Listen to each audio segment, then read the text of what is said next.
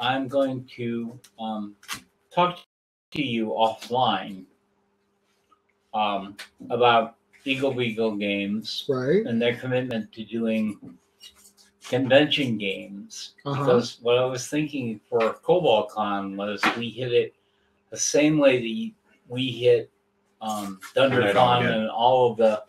Good night.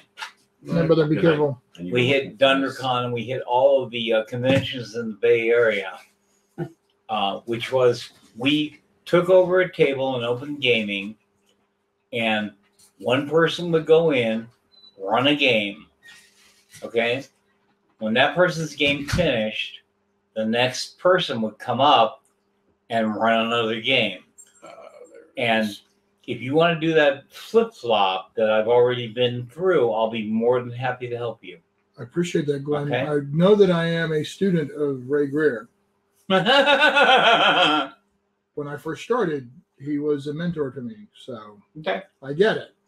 That's where this kind of craziness comes from. Ray's one of my best friends. So yeah, Ray was one that was pushing to make sure we got a chance to meet. So yeah. I'm aware. I'm probably going to be quite as hardcore at CobaltCon, but we've got a lot going on.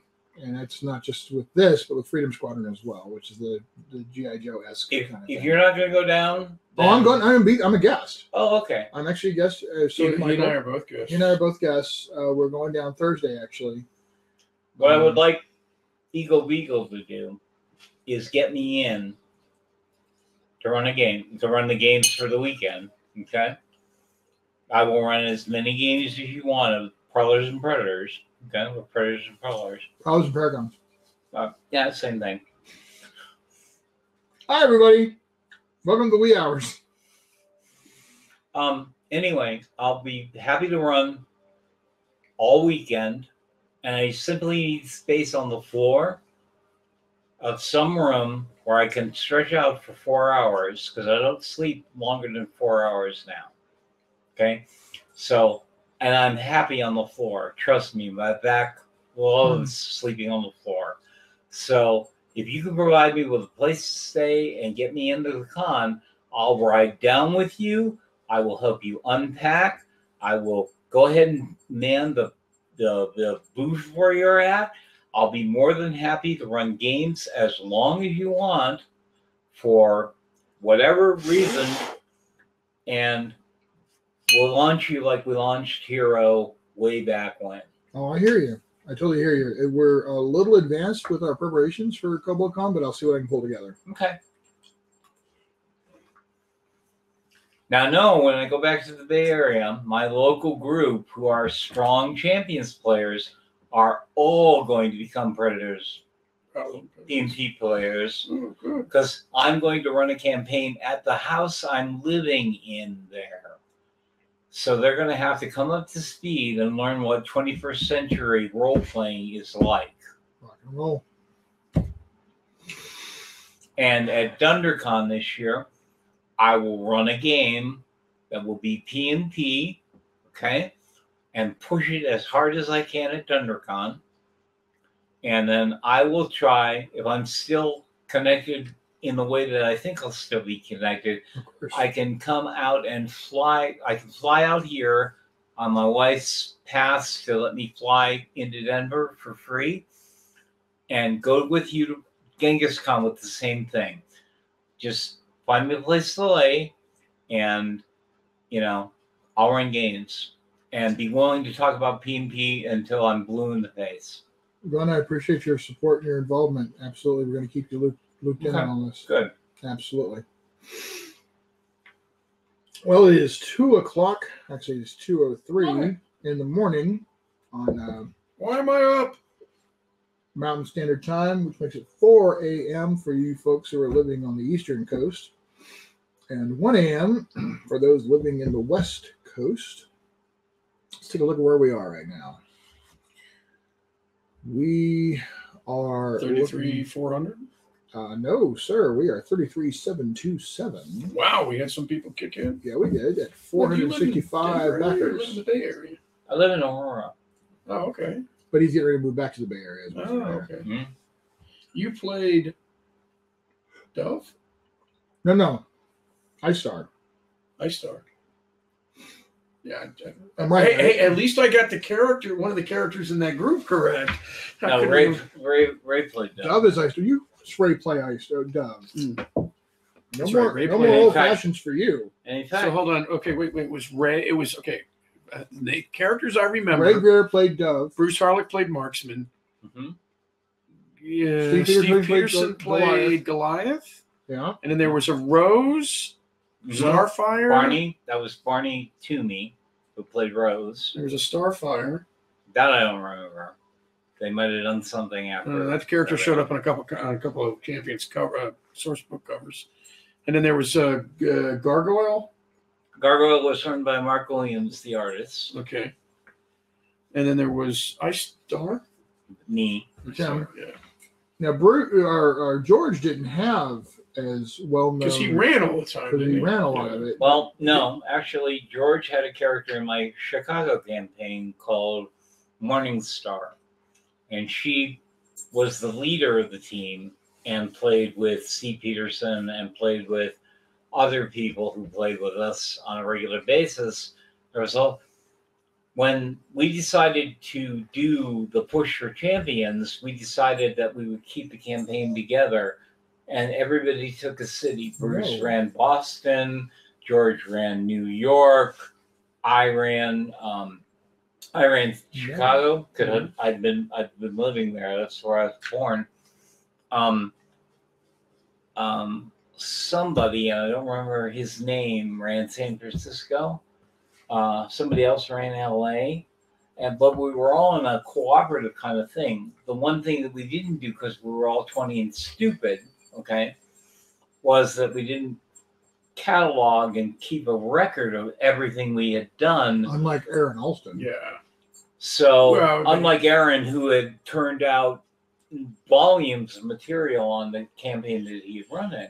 Well, when I was introduced to Champions in 1984, 85, probably 85, I think it was 85. And for a while, the guy running a Champions game, it got so popular at the University of Maryland College Park that there was a San Francisco game, a Toronto game, and it was all run by the one guy, and a Maryland game. And then I started running the San Francisco game. And that inspired me to run a new game that was set in New York that had nothing to do with the original universe. But I first encountered Champions in '85, and we played superhero games. There was a Star Trek game. There was a Teen Supers game. There was some fantasy games and other things. I mean, we played variations of Hero for 30 years, from '85 to about 2005. Well, that's because we tried to make the toolbox that you could basically pick up, and if you could think about running it, you should be able to do it. I mean, and that was his system for a long period of time. And I have mixed, like, I think the problem. I appreciate what Steve Long did. Never mind, I'm not going to go into that because we're recording. Steve turned out a lot of good material. Steve carried the torch forward in his way. He did a wonderful thing in 5 in trying to quantify a more war game aspect look at doing that. Okay, I don't agree with his premise. However, I agree with everything that he turned out. Okay, it was way in depth, and I think Steve Long is one of the best Champions producers that I have ever met. Okay. I'm not going to agree that all the systems hang together, and I certainly think 6 was just a bomb. But I am willing to say, in the early days, he took the concepts we provided, he took everything that he read, okay, and he turned it into Steve Long's version of what he wanted to do. Yeah. And I got to stand by him. You know, I just think that it maybe wasn't necessary to do for some people, but they found a market for that. And well, for 10 years, they did very well. I mean, I talked to Jason at one point and it got rejected. And I think he was surprised to find that I was rejected. But he said, "No, you can do Michael Surbrook's Champions. You have to call it Michael Surbrook's Champions." And Evil Beagle was going to release Michael Surbrook's Champions. There we were. It was going to be a multi-year project because I was going to research everything, and I was going to do a 7th edition, and I was going to definitely streamline the system and take things out. I like P&PUE. The more I've run it, the more I've worked with it. It's very simple and easy to run. I like how its effects work. I like how the dice pool simplifies big battles. Mm-hmm. But I still would, if I could pull it off, if I had the money, I would buy the IP and sit down and really spend a couple of years going through it piece by piece by piece and building a modern version of Champions.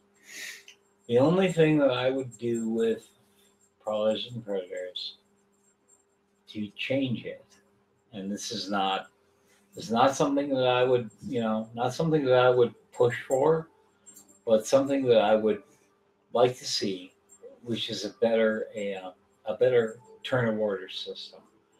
And the only reason I want a better turn of order system is because I believe superheroes work off of this speed system. Okay? I've read a lot of Marvel. I've been reading Marvel since I was 5. So in 1960, I started reading Spider-Man 1. Okay? I read the early X-Men. I read all of that crap. Then I dropped out of it after we moved and wound up picking it up again when George started. And that was the John Byrne, Dave Gibbons, Chris Claremont,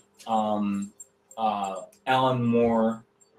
And when I hit them, I said, wow, we're really going in a different direction here. And Champions can accommodate that direction. So if you really wanted to go through and do all of the work of putting those heroes together, you could do it if you really wanted to work at it. But having characters have multiple actions per turn that they resolve independently at separate times is unfair.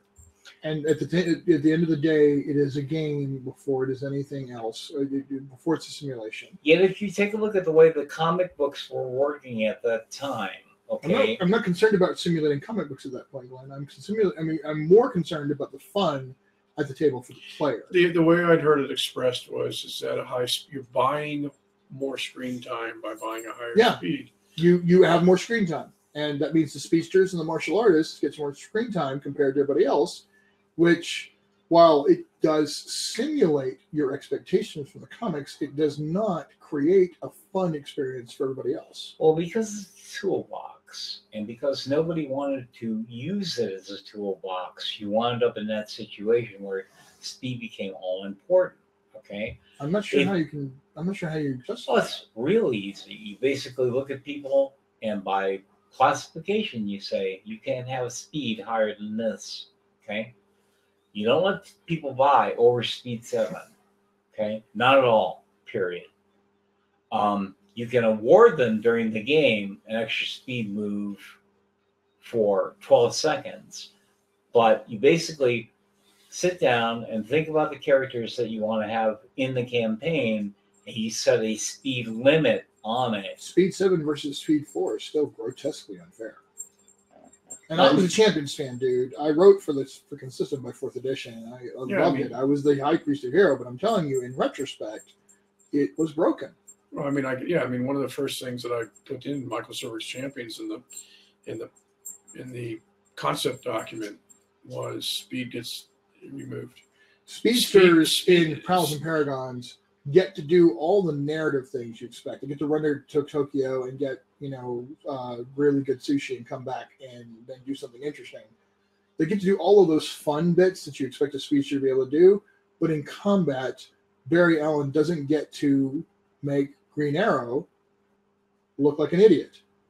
The thing I love about P&PUE is that not in the 70s and 80s he did. Green Arrow, in the 70s and 80s, Green Arrow looked like an idiot. But I'm talking about the DC television series. Arrow versus Flash. they position those characters as having different power sets, but equivalent in their impact. And the player, but they never did a comic that showed that impact was even balanced. But I'm not concerned about that, Glenn. What I'm concerned about is that the player who's playing, not the story, the player who is playing Arrow and the player who is playing Flash both have relatively equivalent joy in their experience. That's what I'm concerned with. And if I can make the player who's playing Flash feel like they're a speedster while not leaving the player who's playing Arrow feel like he's just waiting to, have one chance to do something while Flash did 10 things, then I have succeeded as both a designer and as game master. And this is why, okay, in your era of dealing with the comic books, okay, modern era. Dude, okay, I've read all of them. I read back when I was a kid in the late 60s, early 70s. We went through a lot of I went through a lot of sit down and read this comic book and sit down and read that comic book and see how things are broken up and see whether or not the speed system was actually okay. And I learned that what you needed to do was you needed to set limits for speed. And what it allowed you to do then, it allowed you to make villains that were difficult to put down, where you didn't have to overbalance them in other ways. You understand? There's multiple ways to approach that problem. Under the hero system, obviously high speed for a villain is exactly the way you'd go. There are different ways to do that under a Problems and Paragon system. And I appreciate that just because where I am is I don't have to worry about trying to struggle with, the player who's playing the speedster versus the player who's playing that martial artist versus the player who's playing the brick, having equivalent sense of agency. I haven't suffered at any time playing in your game being equal with everybody else. Right, but everybody gets a turn. It's just, and then it goes back to kindergarten. But under P&PUE, everybody gets a turn. But I will also say, I never suffered under George because of speed difference. Okay, so it all depends on how you're willing to work with it and whether or not it actually simulates. And you got to realize that when we first turned Champions out, we came out of a wargaming background to do things. I know that. And when we came out of that wargaming background, it was very important for us to look at comic books and see how the action was broken up on the 12 seconds. Now you have, in Prowlers and Paragons, come up with I'm in a panel, I'm in a page, I'm in, and that's a really good system that we never saw when we were doing it because we were so wargame bound. I completely understand that. So, but I mean, you look at it today with our hindsight, and again, it is absolutely hindsight, and there's no way I'm going to bash anybody on the nose with a newspaper for the fact that we have that hindsight. But with that hindsight, I can look at it now and go, a Speed 6 character versus a Speed 4 character means that player gets to go 3 times, the other players 2 times. But that's straight up. It isn't fair. In the combat sequence, when you're only dealing with the numbers and you're dealing with how many dice you're rolling and with the way that Champions is structured, it really doesn't make a big difference. Okay, it does to the amount of time the player has to get to act. But I, with the Speed 4 character, get 2 times. I get to describe a scene in which I am acting in any meaningful way, versus the Speed 6 character, who the player gets to say 3 different times to my 2 that they get to describe a meaningful action. But at the time, and hindsight being everything that it is, absolutely, you're looking at a wargamer's perspective on how to make things work, and you are looking at how can I make the story fun for everybody.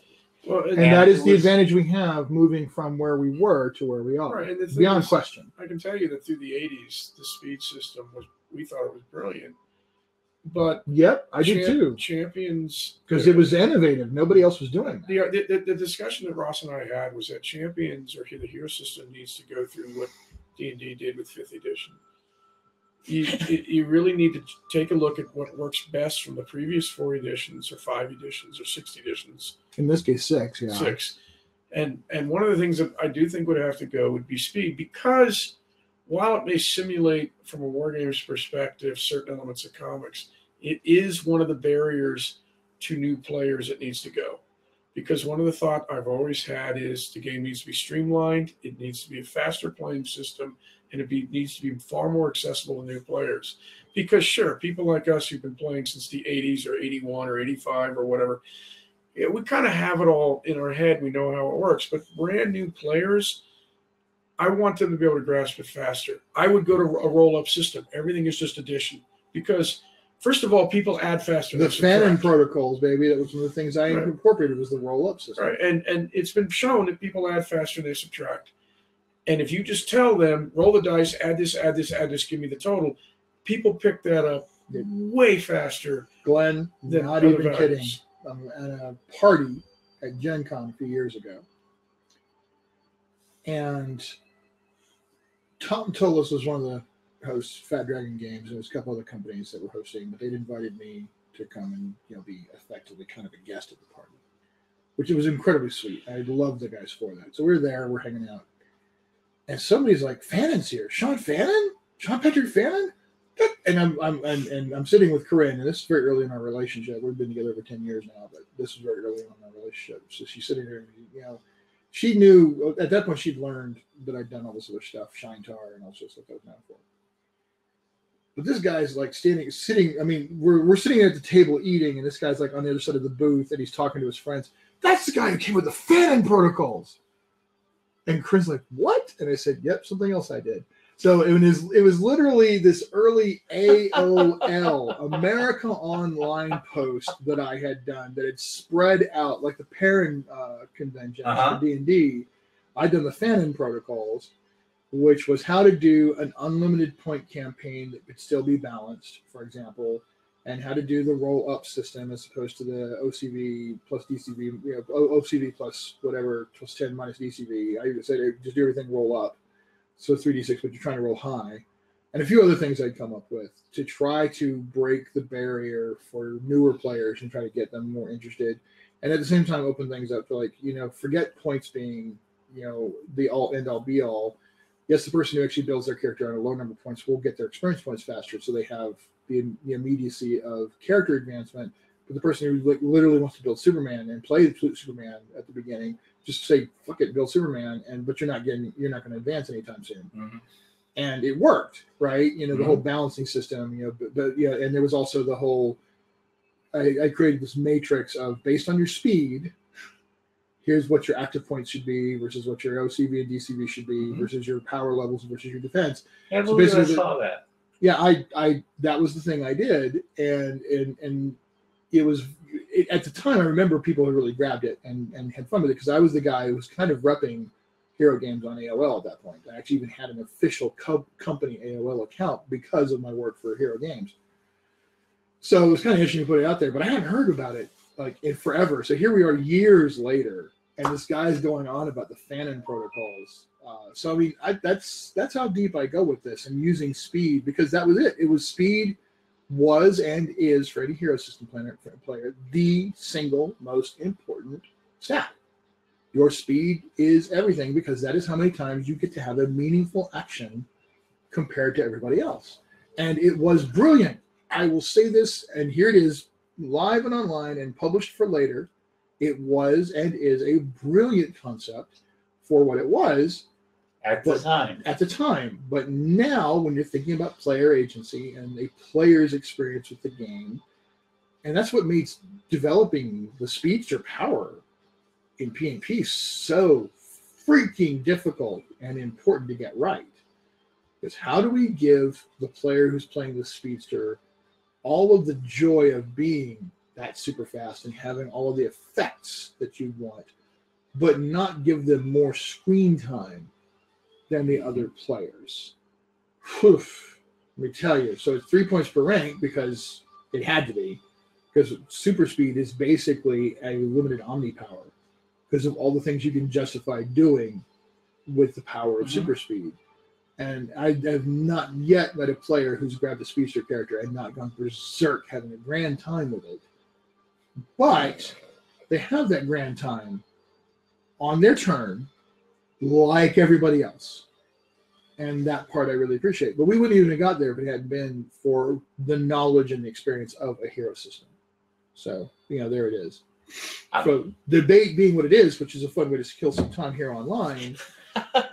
Okay, so by the way, the other thing that not only was I going to remove in Michael Zurich Champions. God, get over yourself! Was I going to remove? This is my broadcast. Not only was I going to remove speed, I was going to get rid of the mini game that nobody wants to play anymore, which was endurance. Yeah, endurance is the first thing any GM throws out. And the reason, one of the things is that before I started, we're throwing that out during 4th edition era. Before I started converting everything to P&PUE, I was doing some Champions convention games, and in all of them, endurance went, and in at least 2 of them, speed got pitched. Nobody wants to deal with it. Nobody wants new players to deal with it. Yeah. I mean, it's an accounting game. Right, and the thing is too is that people it's literally a cost to benefit ratio accounting game, and people grouse. Now, I will say this: people grouse like, "Oh, Champions character sheets are so long and too complex and such." And I'm like, unfortunately, there is this image or bias against hero. But I'm like, have you ever tried to create from scratch a Shadowrun character? I had to fucking buy Hero Lab to build a Shadowrun character from scratch because that point buy system was insane. We had a campaign die because of the character creation process. Yes. And then 11 we all were excited about playing Shadowrun. I was like, okay, I'm going to give my friend a chance to run Shadowrun. And then 11 the character creation process killed it. Yeah, 11, unless you're playing an archetype right out of the book, 11-page character sheets too. And somebody goes, well, they're not really 11 pages long. No, but you probably are going to use 3 or 4 of those 11 different pages, and you may use quite a few because you're like, here's my core sheet, here's my Cyberware, here's my Cyber Duck, here's my Howard the Duck, here's my here's my vehicle, here's my and Shadowrun never fixed it. It always got worse. It got worse. Yeah. Because I finally played the 5th edition game. Friends, we got to be careful. But Donovan's asleep. So right, but we played the 5th edition Shadowrun game, and I ended up purchasing Hero Lab because I built it. I built my character, and then I built it in Hero Lab, and it was like, wow, all my spells went up, all my skills went up, and I got more points to play with. Okay, I do not understand. What did I miss? Yeah, what did I miss? But okay, I'm going to go with this instead. Before the internet, when we were all on boards, you remember the board system? I remember. I got started with AOL. Okay. And Hero AOL. Oh, okay. Well, there was prior to that. It was the colleges had bought machines, and you basically had a board, and you had groups and that kind of thing. The Red October BBS was the primary. I can remember in the fantasy board getting together with 4 other people and talking about the very first release of Shadowrun and how we tried to fix it over and over and over again as it got worse. And it was just amazing. I ran across all of the saved things that I had in a box the other day. And I had a stack of paper. I kid you not, that tall. Yeah, I own the 1st edition Shadowrun source book. And the idea was really good. The idea was wonderful. So trivia for anybody watching, crack open your 1st edition Shadowrun source book, look at the list of artists, and you will see Alexander Ross. Yes, Alex Ross, Mr. $60,000 a painting these days, got his start doing some black and white artwork in Shadowrun. And Timothy Broadstreet completely ripped off the cover to This Is Big Audio Dynamite for a piece of artwork that doesn't show up in Shadowrun books anymore. No? Because somebody went, wait a minute. Now, the other thing is I will challenge you is to give me the damage value for finger razors. Oh, yeah, they left that out of that book. I remember that. I was like, wait a minute. And then you had to get, then when you got the Street Samurai catalog and it listed all the gear and their values, oh, there it is. You finally know what they do when you hit somebody. Yeah. I can remember there was some point where we were playing in one guy's game and I shot the terminal that the hacker was going to go play with. And he looked at me and he says, "Why'd you do that?" And I said, "Because we don't have the time to deal with this." Yeah, no shit. We really don't. Because if I you don't go want in, to be out of here at 10 o'clock. if you go in and hack, the rest of us are going outside Yeah. and So drinking this a is- beer and fuck the rest of That's us. actually what some people, the new version of Kaze 5 for 6th edition, some people really appreciated the fact that cyber hacking was not Shadowrun decking. It was you were running wireless attack programs, which meant they worked just like, they worked on the same scale as Mentalists, so everything worked simultaneously. You didn't have to stop and let the decker hack into anything. Yeah, that's one of the things that Shadowrun desperately been needing for a while is just say screw And- this whole and the problem speed and was- bull crap. and Make it the- They've simultaneous. gone to wireless. I mean, they've gone with wireless and everything. So they have adapted the technology changes in the real world to reflect what the future is like. Because it's now 20. What is it? It's been 30 years since the game came out, so it's like 2080 now. And the real problem is that nobody ever learned from that, and that's why Cyberpunk fell on its face. Cyberpunk 2020 or Cyberpunk 2050 or whatever. Yeah, it is now. yeah, whatever it is now. You know, Well, they couldn't divorce the hacking problem in an equitable way when they knew that there was going to be a problem when they designed it. What I thought was so hysterical was that we were in the late 90s. Yeah, was it the late 90s? No, the very early 2000s, when I was living in Laurel, Maryland. Grognard discussed the old days of gaming, now appearing on the 24-hour countdown party. But we were looking at the Cyberpunk 2020 source book and cell phones for $300. And in like 2005 or 6, we were going, that doesn't make any sense. You get a cell phone free if you sign up for a contract. And it was like, yeah, it shows there's a lot of stuff. Well, it's like Traveler. Traveler, it's still Traveler, it's like D&D. D&D and Traveler. Traveler does not represent science fiction as a whole. Traveler represents Traveler science fiction future. D&D does not represent fantasy. D&D represents D&D's niche of fantasy. Yeah. D&D does not simulate. With 5th edition, you can be more loose with the rules. But in general, D&D does not let you play Conan. D&D kind of lets you play Elric, and D&D maybe lets you play Fafhrd the Grey Mouser, but D&D really lets you play D&D. Traveler does not let you play Hammer Slammers. Traveler does not let you play Star Wars. Traveler does definitely not let you play Battlestar Galactica. Traveler lets you play Traveler. Yeah. The ships are almost always tiny, so it's kind of Star Wars-ish. But you don't have the super crazy super weapons and all that. I mean, ships are just encrusted with masses of lasers and plasma guns, and they don't have maybe spinal mount guns and everything. Traveler actually would do a reasonably good job of letting you play the Expanse. Yeah, But there's like because there's an Expanse RPG now. I know. Green Ronin. But Green Ronin! so a lot of the original RPGs, such as D&D, such as Traveler, and so on, they simulate the setting that they have. They're not generic. Basic role playing actually was pretty impressive because it came out at the same time as Champions, and Champions became the hero system, and Call of Cthulhu became BRP, and both of them were like, yeah, you can actually play all sorts of different stuff. GURPS is less. I mean, GURPS. I actually wish I still had my copy of Man to Man because that is worth an assload of money these days. But really, if I want to do what Man to Man does, I just use the fantasy trip because it's a lot quicker and easier and simpler. But GURPS suffers from the problem that it does a really wonderful job of playing playing a certain technological level, but it fails at superheroes. That's a game that doesn't get talked about very much anymore, which is the fantasy trip, and it was a great game. They had that thing. Oh no! I have the giant I Want It All box, which is a wow. But I would actually love to know if Steve Jackson will let third-party development, because I would love to take some of the stuff that I've done for D&D and Savage Good morning, Worlds. Zane. Actually, I need to have more coffee. So in a minute, I'm going to be breaking away from the computer to go and get myself some more coffee because I still have, oh dear 6 God, hours?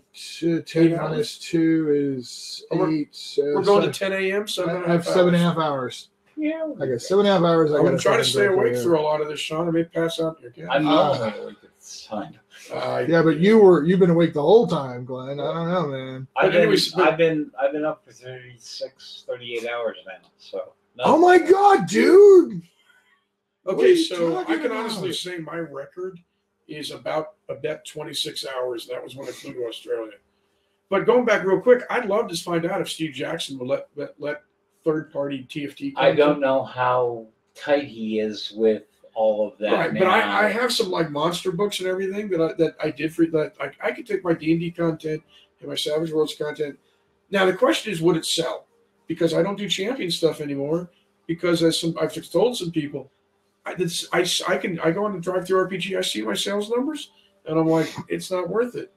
You know, D&D and Savage Worlds outsells 4 and 5 and 6 to 1 to champions, and I think anything I can do for P&P will do really well because it's our house system. Well, you're rewriting how to go ahead and play a game, and you've not done what Icons did, which is cut too far back.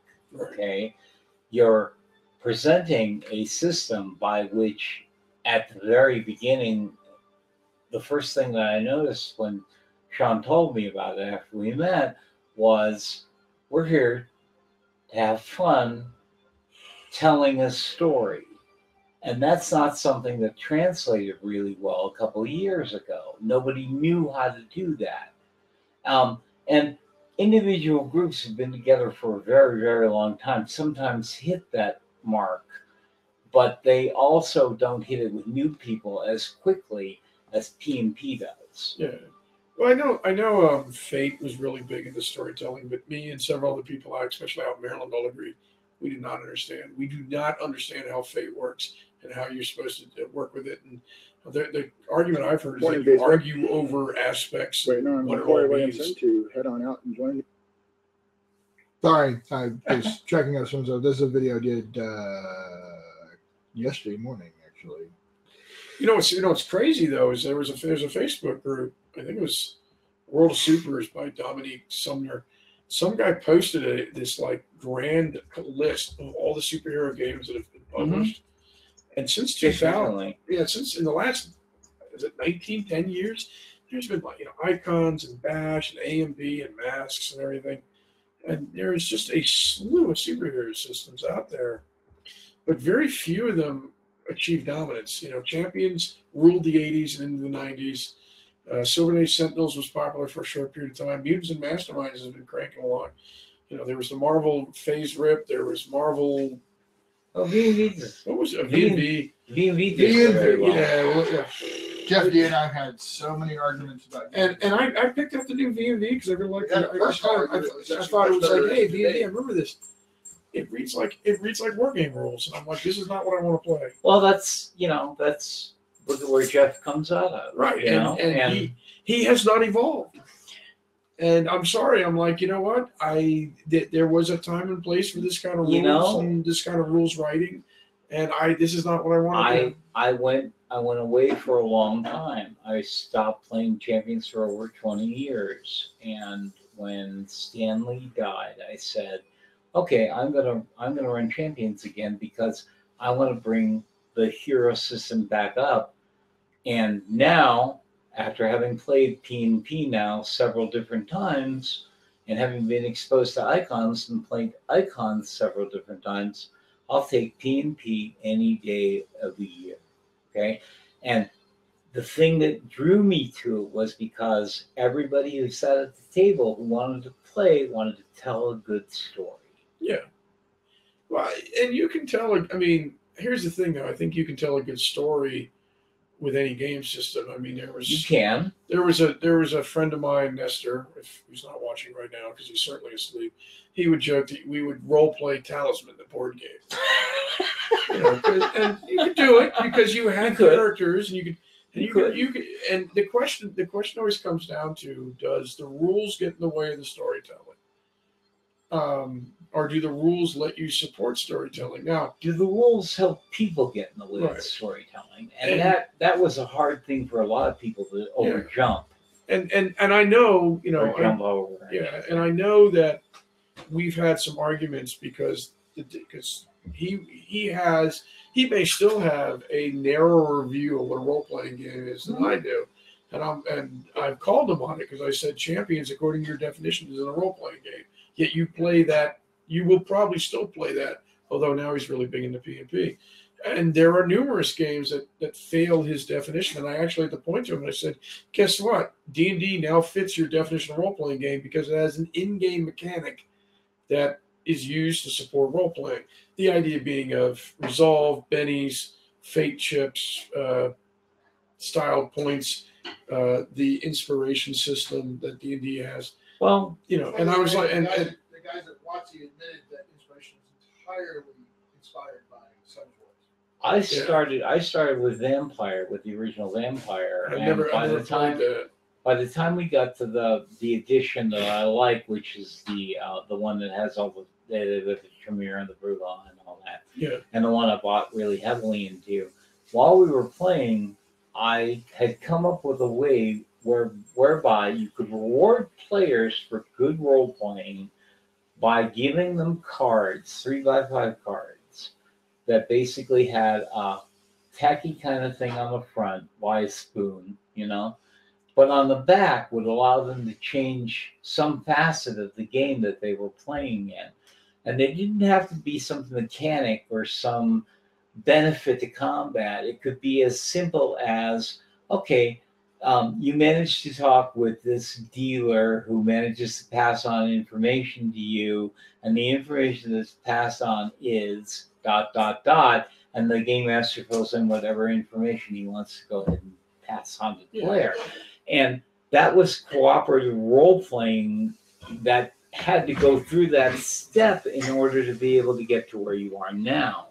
This is the 21st century has really redefined how role-playing is done. Well, and why you do it and why you keep coming back to do it again. Well, that's because what we're seeing now in 21st century RPGs is everything's more narrative driven. D&D was derived from chainmail. Well, miniatures wargaming. Miniatures wargaming. Right. And Champions, as you admit, was a hex grid, speed chart. Multiple games from the early 80s, you can see the war game roots. Even GURPS, because GURPS is derived from Man-to-Man.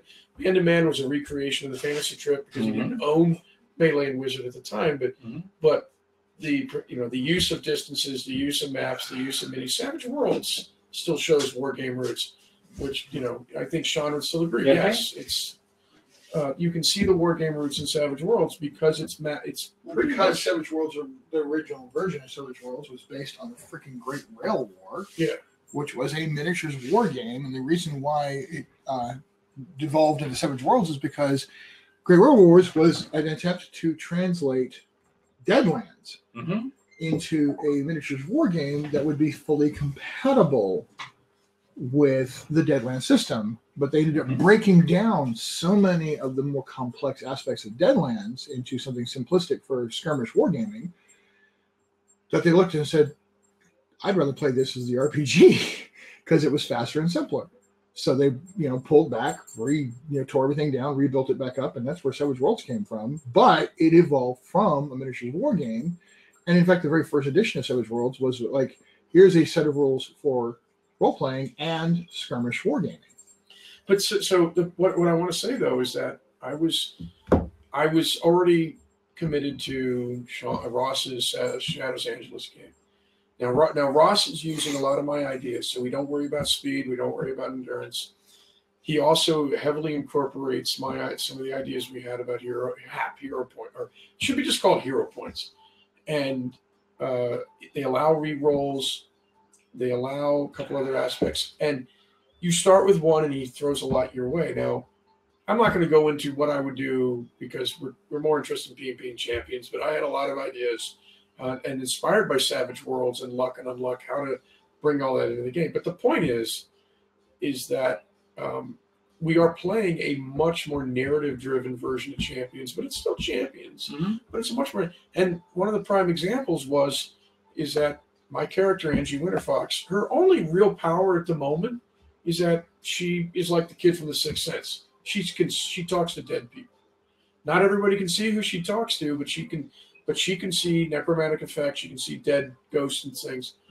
And I looked at Ross and I said, I had a stack of 7 poker chips in front of me, and I said, Angie wants to go to the guy that has just been murdered and pull his ghost out of his body so that the villain of the story, who apparently enslaves the ghosts of people he kills or his ghost slaves kill and adds them to his army, doesn't get him. And I said, it's not a power I have. I don't even have the power skill bought yet, but I've got these chips. And I said, how many to do? And he says, all of them. So I handed him all of them, and Angie reaches over into this, above this guy's body and pulls in a tug of war the ghost out of his body. And next session, we get to talk to the ghost about, why did your foster brother kill you? And the point behind this little bit is that, you can make anything a narrative game. Some games are easier to make narrative than others. Some are built entirely around narrative. Fate is so narrative that I don't rock it. And I think Sean is the same way, and some other friends of mine are like, I don't understand this game. I never could get my head wrapped around Fate or Powered by the Apocalypse. Yeah, and now I played in some Powered by the Apocalypse games, but I played in Bill Key's Threadbare games, and I understand where that's going. And P&PUE, the whole back and forth, like, a victory with a complication and everything. Sean would probably say I'm playing it more absolute driven as that heavy back and forth narrative, but nobody's really cares at the moment. And I'm getting more and more into it. And even Len is like, you can play it either way. Cool. Did we get any comments on our discussion, or is everybody just dead out there? It's pretty quiet usually. We had John Eric Swigert, who back in the thing. Richard Brown came in and said, good early morning. Then I don't remember what the same thing, except it's not. And he says, I have to agree with SPF. That was during my whole argument about speed. Oh, okay. Zinc came in and said, good morning all. How much coffee have SPF and crew gone through so far? Which I responded, I don't drink coffee. I haven't had any coffee, but I need to have some. So Zinc actually inspired me to go and get some coffee with my Happy Death mug. By the way, does anybody else want any food? Because I'm finishing the thing. Oh.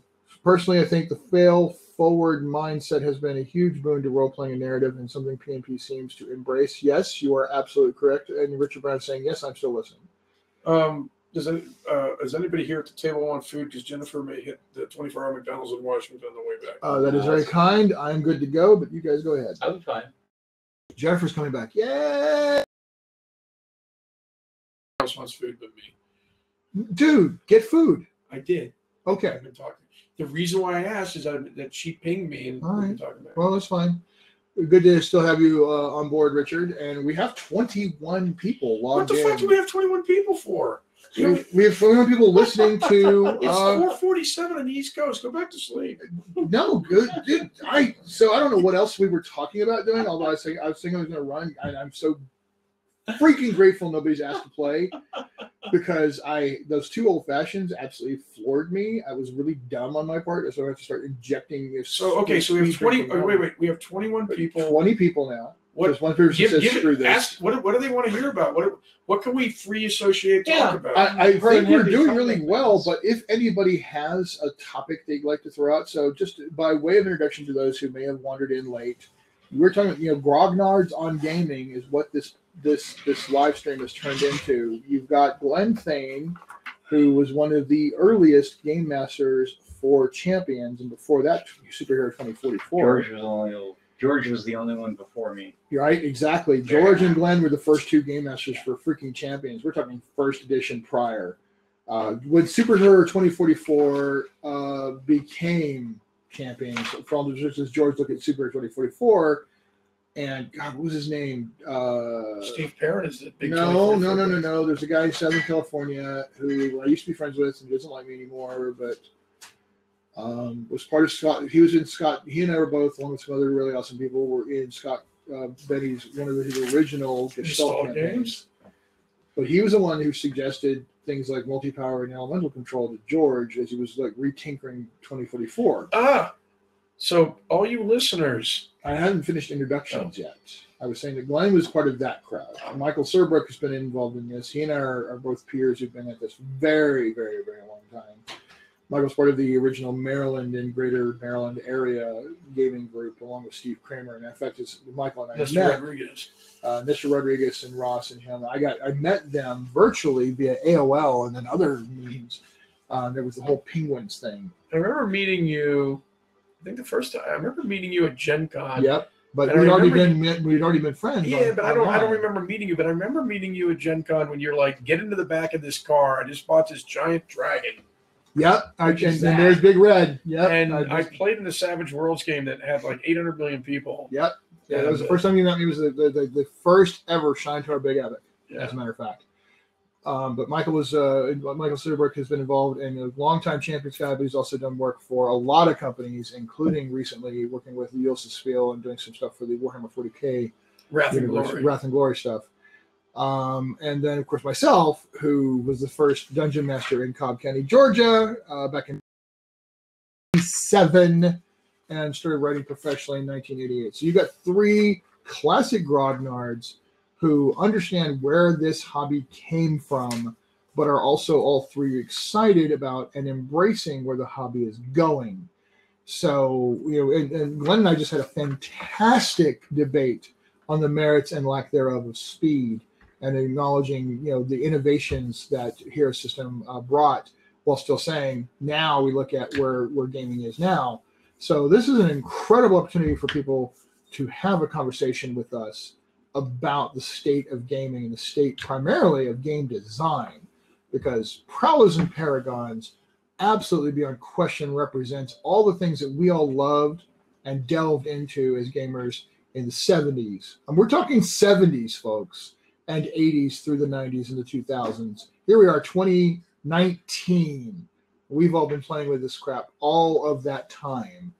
And we're looking at it now going, okay, this is what we've brought forward.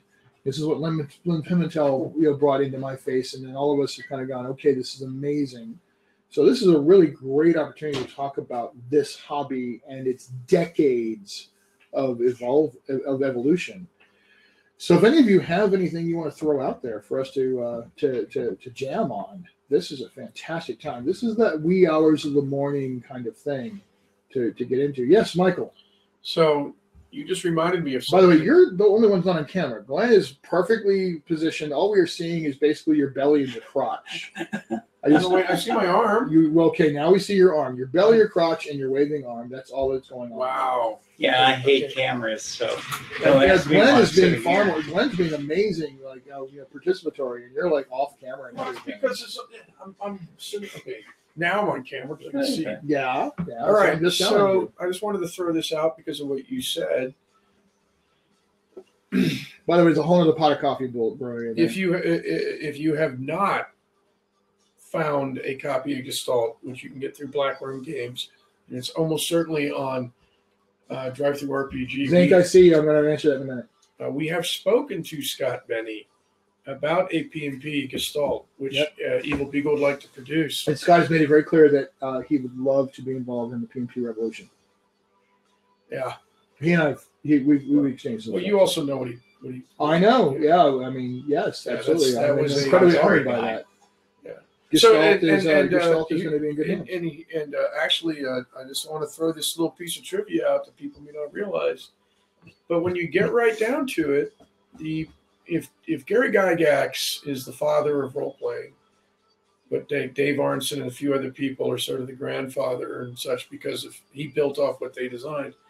For some of you may not realize, just throw this out, H.G. Wells, Mr. War of the Worlds, Invisible Man, would be the great-grandfather because he did Little Wars, which brought about miniatures rules, which brought about civilian entry into wargaming, which is up to that point had been the province of military and strategic designer people.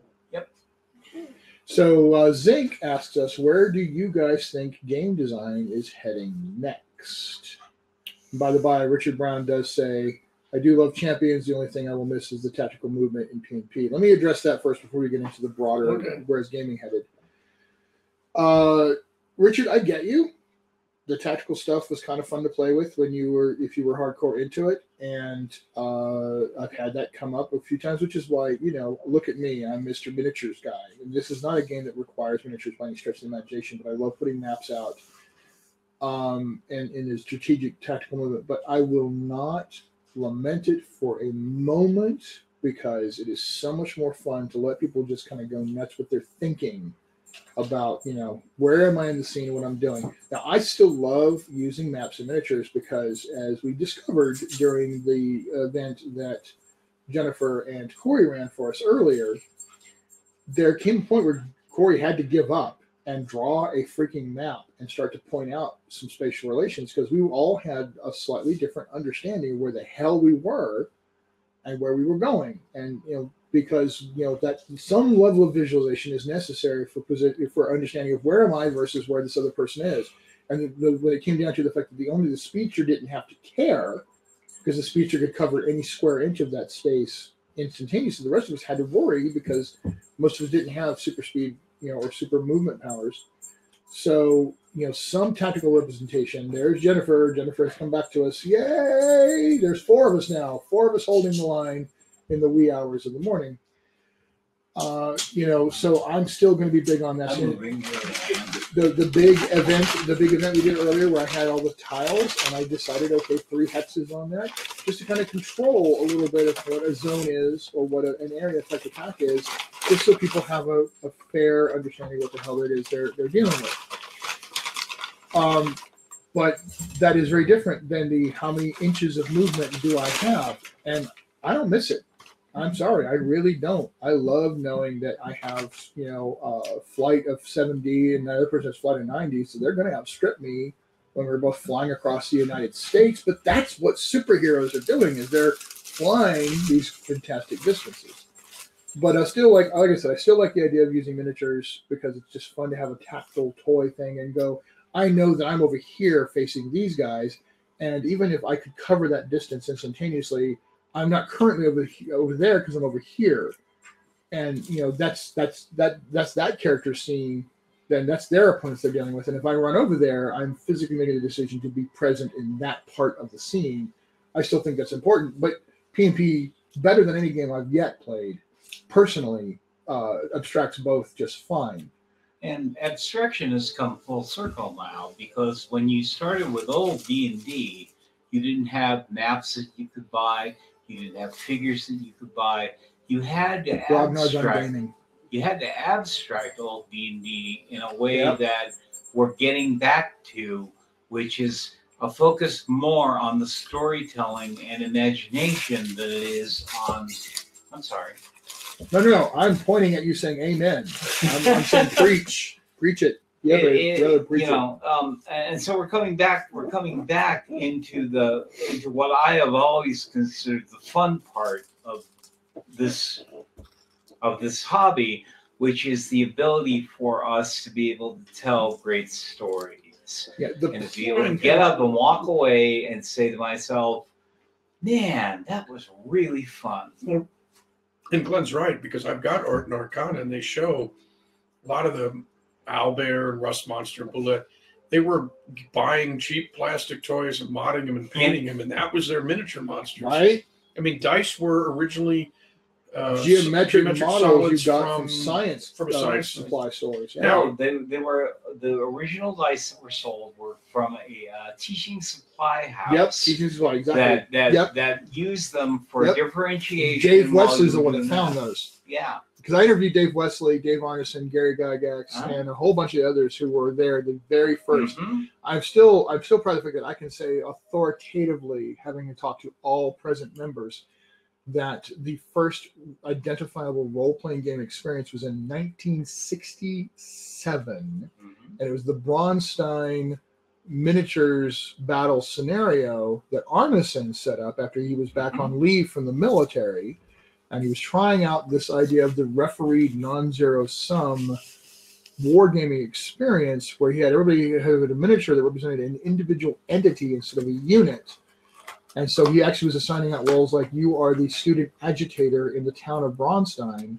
You are the French lieutenant scout who's coming up to see what the situation is. And that's where the That's where the concept of the non-zero sum narrative experience came from. That's where the chainmail rules come Yeah, because what happened was exactly that. They were taking the original chainmail rules, which was just straight up chainmail at that point, and adapting them to this experience. And then Gygax, and this is where Gygax is, most people don't realize this is where his influence first began.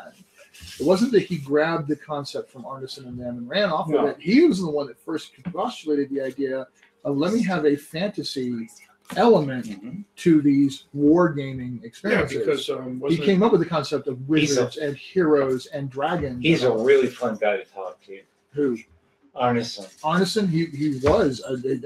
Is he dead now? Oh yeah, Arneson. I didn't know. Arneson actually passed before Gygax did. Yeah, I didn't know he passed out before. And I don't know if I think Wesley's still around, but I haven't heard from him in forever. All my original D&D books are signed by him, and then So we talked for hours, the two of us, about things. Wesley was the one who resented them calling it role playing, because he thought that's frou-frou psychological crap and artistry actor crap. So but he eventually kind of relented on it. But he's the one that brought, because he was involved in military strategic thinking. He was involved in a lot of war college type stuff, and he was actually stationed in Washington D.C. dealing with stuff like along those lines.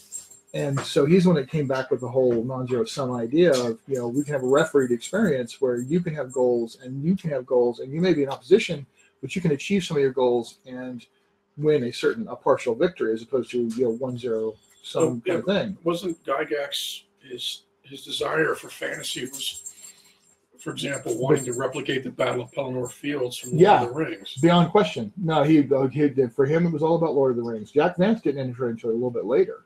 It was all about Lord of the Rings at first. And maybe the big battle in the first Chronicles of Narnia book. So we were talking about where it's going. Now, this is going to sound a little egotistical, but I don't care.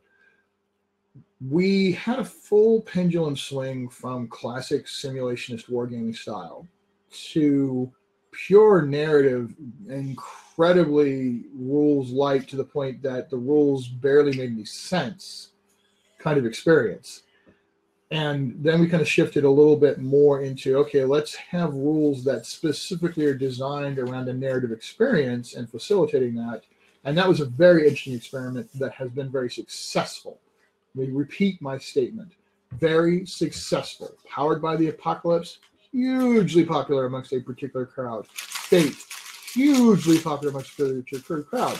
However, those games are intimidating for a lot of would-be new players, because whereas they like the idea of not being buried in rules, they don't like being buried in a rule set that forces a certain level of narrative input on their part that is scary. Right? You're telling me I have to completely invent my piece of this story without any foundation of understanding, where to start from. And so, whereas a certain population is very well served by that style of play, a certain other population, either of which comes from the old school of role play or brand new and is trying to they're interested in playing a game that has a story with it.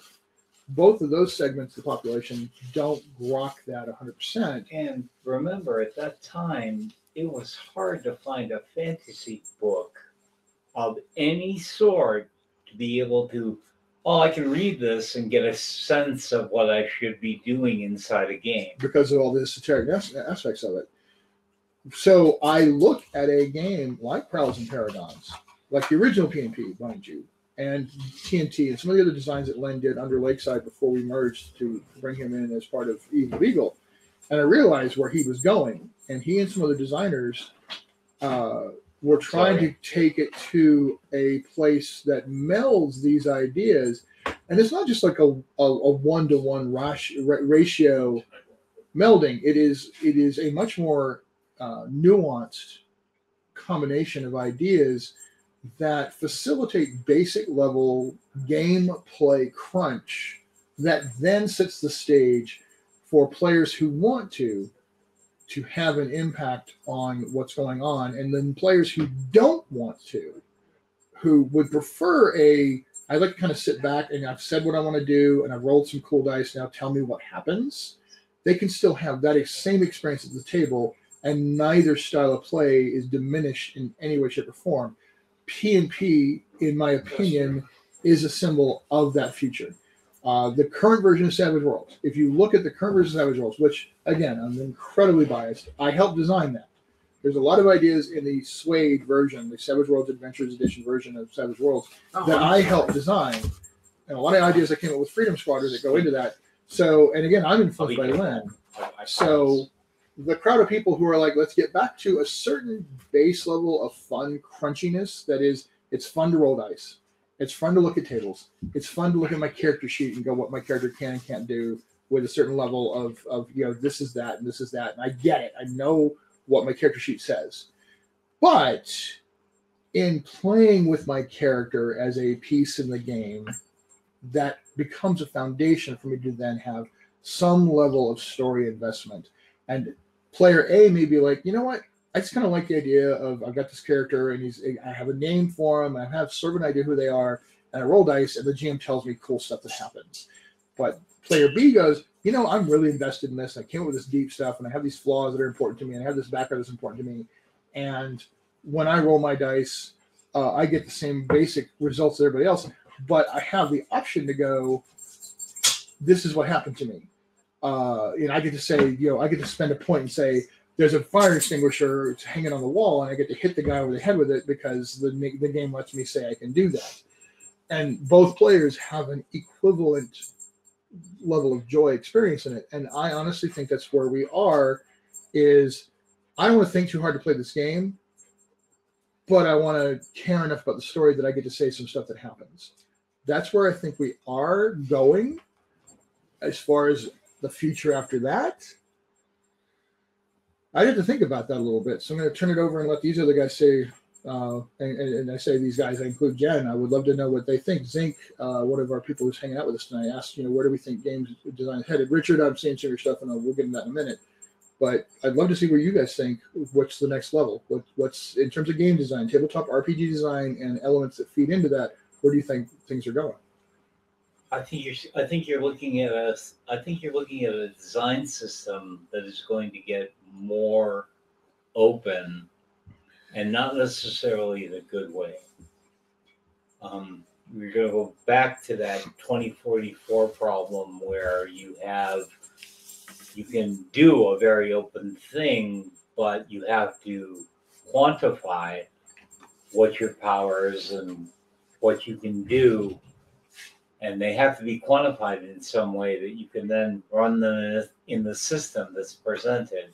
And it's going to marry back toward that system and marry back towards that detail. And I'm not sure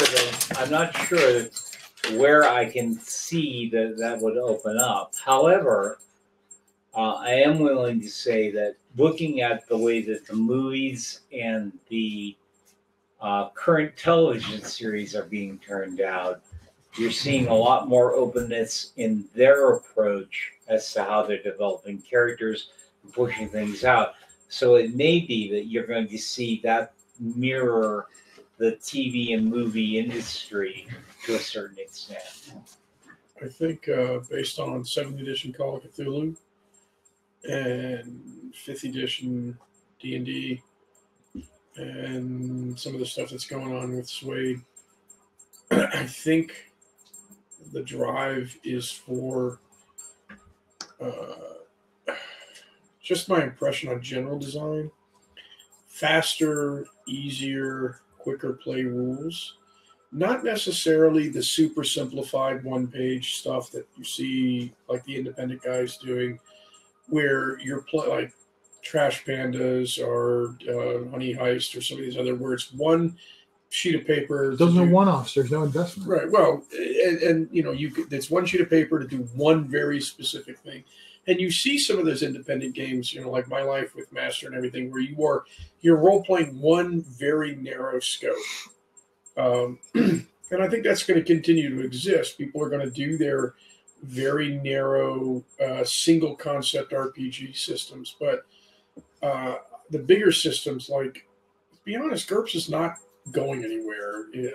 I know Jackson has pushed out some They stuff. made attempt at a revision and it just fell flat. Right. And I think the open-ended... The hardcore fans stuck with it, but nobody else. Right, but I think the open-ended RPGs, the Champions, the basic role-playing, the GURPS, and some of that, they're just not... It's just too big. And granted, you have a Powered by Apocalypse, but what happens with that is that you get all the sub-games, you get Threadbare and everything, and people want that. They want to you mod the core rules into a more narrow focus, but still open in an RPG. But the other thing that I see with the mechanics is there isn't so much the massive modifiers that you got with 3.5 and Rollmaster and everything. Perfect example is 5th edition. I have advantage or disadvantage. And you see this also in 7th edition Call of Cthulhu. I'm going to roll 2 dice and pick the best. I'm going to roll 2 dice and pick the worst and add that to another die or something. The Fury system. The Fury system does the same thing. And I think the evolution now is to get further and further away from the extreme war game. This much movement, this much tactical. These are my modifiers, and be like, hey, it's like it's going to be this value, and you roll with that. And I think what happens is that, sure, we could say, well, people don't have as much time anymore. Well, that's because we're 40 or 50 or whatever.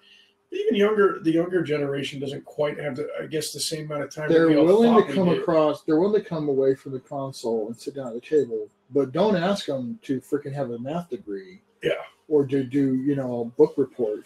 Right. To figure out how to play the game. And now, the funny thing is that D&D, when you get down to it, is nowhere near as simple, even 5th edition, as the impression is, because I'm watching, I listen to Critical Role while I'm doing sketches by Surbrook, and I'll hear this, well, wait a minute, let me check the book, because there's so many spells, there's so many creatures. Yeah.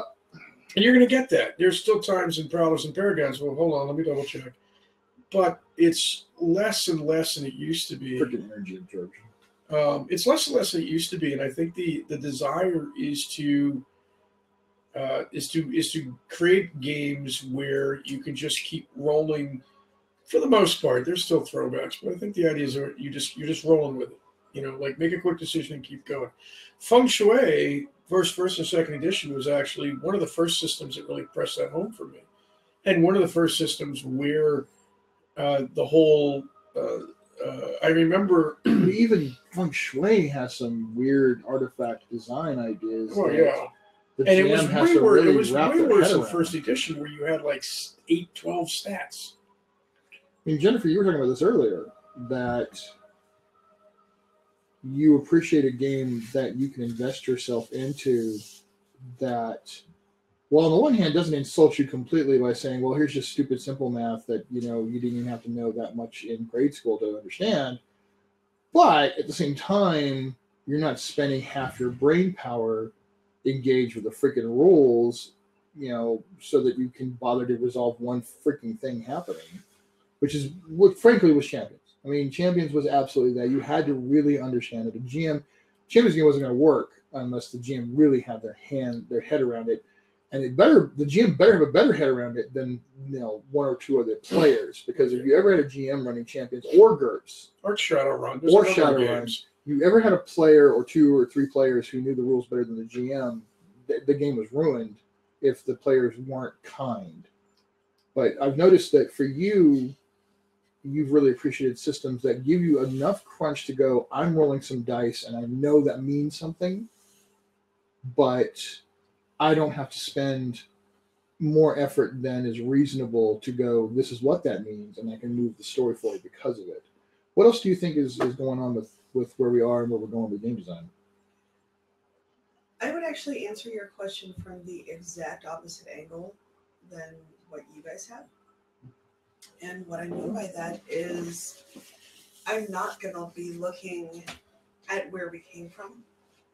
I want to look at how people today are engaging in social media and how they're engaging with each other and what they're doing with their free time. what they are willing to invest their time in. Mm. Okay, so That's the marketing answer, and it's a very important one. That's, by the way, I don't say that dismissively. That's hugely important. They're willing, don't tell me that people don't have time, and then they'll turn around on their day off and spend 14 hours straight playing the new Borderlands 3. Or You know what I between mean? Borderlands, they're on Facebook arguing. Right. Or whatever. So as game developers and designers, that's what we have to look at, is how to engage people in a way that they want to be engaged and let them invest in a way that they want to invest. Beyond question. Nailed it to Yeah, and that means, I mean, it used to be advertisements in magazines, and then it was a basic website and a web presence. And now you have AMAs, there used to be Reddit AMAs, but now you got Twitter. Company Facebook. websites mean less than your Facebooks and Twitter presence. Yeah.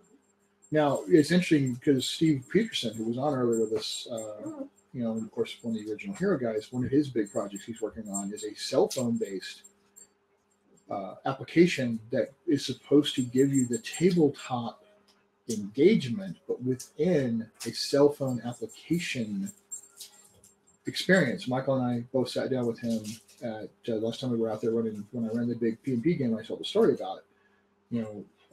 He really wanted to have a different experience where we all sat down one morning and we sat there for like, I don't know, was it morning or evening? I can't remember what it was, but we sat there for like a couple of hours at least, talking about where he was with his cell phone thing he's trying to put forward. And the whole idea is people engage with their phone. It has all the tools. They're going to sit down at, whether they're, between, meetings or taking a break at lunch or bathroom or whatever. And he's trying to engage that mentality. But instead of it being a cell phone game that I'm just clicking on things and collecting gems, or clicking on things and killing off armies, I am able to connect with my friends via a setting that we're all engaged with and invested in. And I can take 5 minutes, or I can take 30 minutes, or whatever time I want, and engage with a cell phone app style game that gives me the narrative impetus of role playing and even the mechanics aspects of role playing.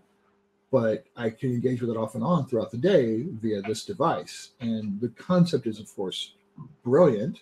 And proof of concept has already been shown time and again with the interactive cell phone board games and the like. Right.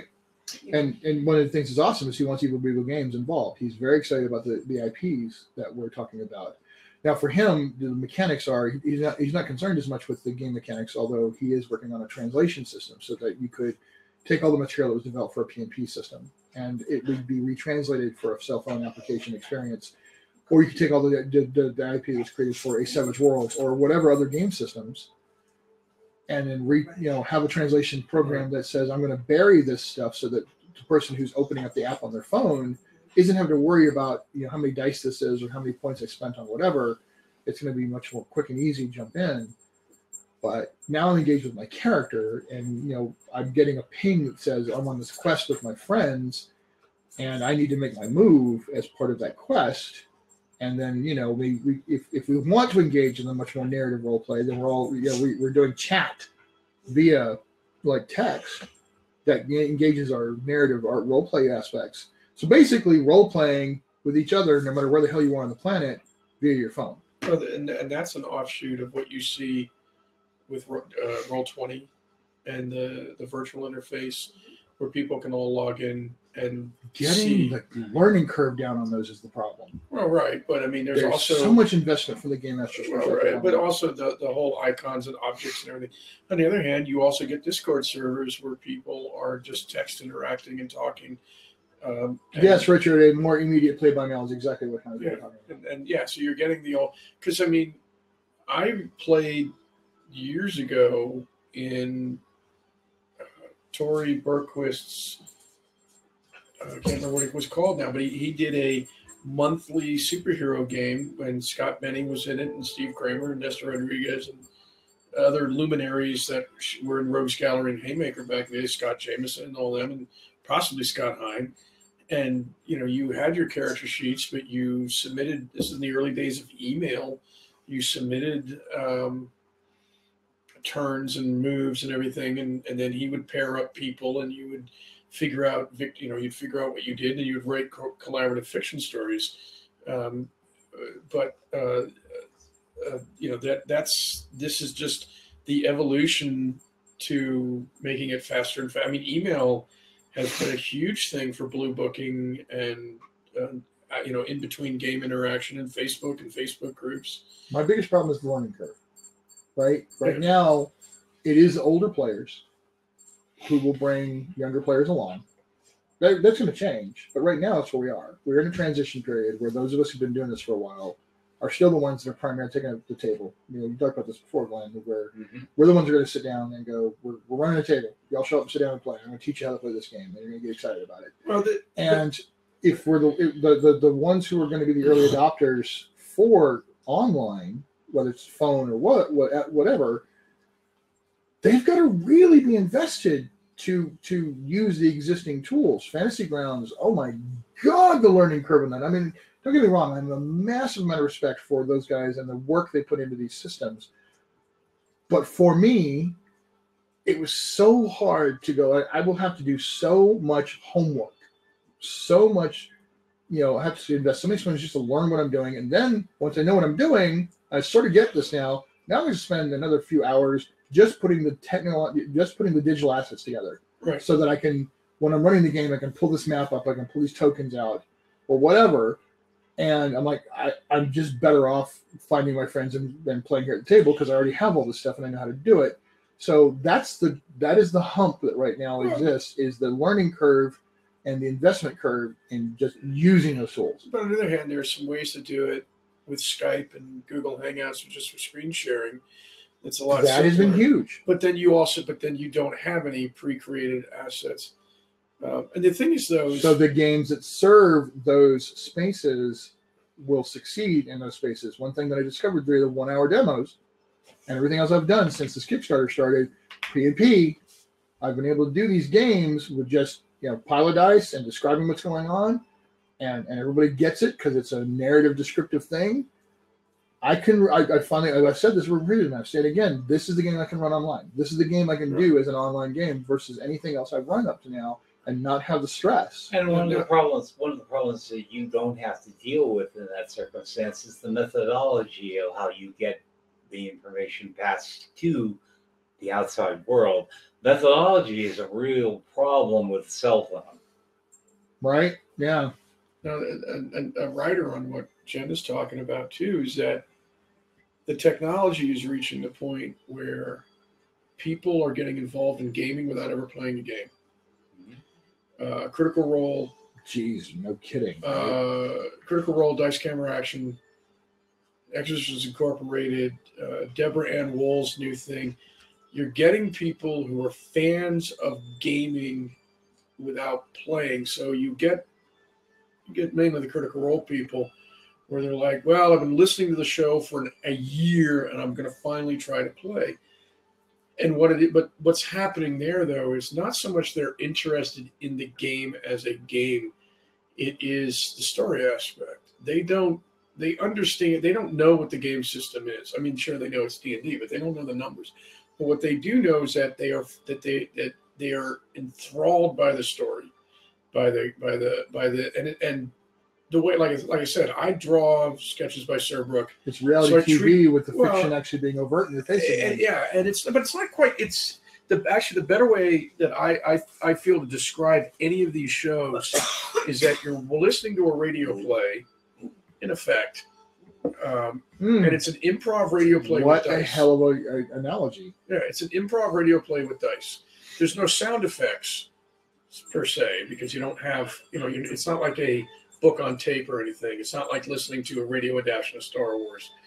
But, for example, with the most popular one, Critical Role, Matt's got his soundboard. He's running music. He gets permission to use music from stuff. So you get music in the background. Obviously, I don't see the big elaborate dungeon Dwarf Forge maps that he puts out because everybody wants to give him free stuff so that he'll mention it on the show. No shit. But sometimes I'll be like, whatever they're looking at, I got to see what they're doing. But they do play with minis. In fact, the funny thing is they don't have shit tons of custom minis. They'll just use these You know, they have bags and boxes of that, but you know, they've got everything there, and you don't have to listen. You don't have to watch the show because you've got 7, 8 voice actors who can all do their personalities and everything, and you for 4 hours you can get pulled into, especially if it's a low combat, high character interaction. Matt may not say anything for hours, and you just hear the players interact and talk and go on long, deep felt. You know, like it's like actually a very good analogy is the Well of the Worlds game. The Well of the Worlds game that we've been playing would probably be an excellent answer to like, this is what we would do, because it would, the way we play that game, the way I run it, the way you guys interact, that would pull in the viewers. Yeah. And then they would be, and then what happens is they, well, what are they playing? Where do I do this? We'll go to your local game store. I'm going to now try D&D. And it in some ways I get frustrated because everybody's Critical Role in D&D, and I'm like, well, what about the rest of us who are doing Prowls and Paragons or GURPS or Champions or Call of Cthulhu or Vampire or whatever? You know, maybe they'll spin off into this as well. I'm going to tell you this, and it's been eye opening for me. I had maybe a couple of dozen subscribers to my YouTube channel before this Kickstarter started. I'm up to 180.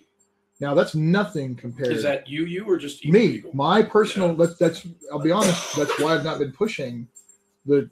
I'm glad you've been uploading them too, and there's more up there, by the way. Yeah, I do eventually push it, but up to now, just because it was easier, because the followers are coming to my channel, I'm like, okay, this is where I'm going to put everything, and this is where I'm going to put it right now, because that I have the followers, and followers build on followers. Right. And just over the course of the 20-day Kickstarter, I've gone from a couple of dozen to over 180 followers on my YouTube channel just from these 1-hour demos and other videos that I've put up.